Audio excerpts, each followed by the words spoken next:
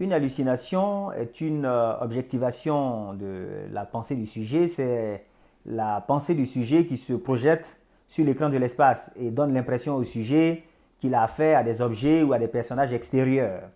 Euh, un personnage historique assez célèbre qui a eu des hallucinations, une hallucination auditive, c'est Socrate, qui entendait une voix qui le guidait, qui lui disait ce qu'il ne devait pas faire. On a appelé cette voix le démon de Socrate.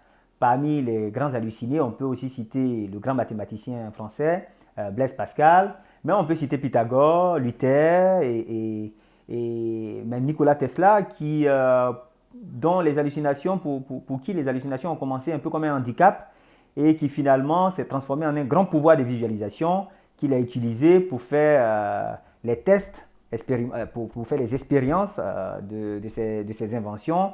Et ça a été une aide assez considérable parce que ça lui a permis de gagner beaucoup de temps puisqu'il faisait tous les tests dans son esprit qu'il projetait sur l'écran de l'espace.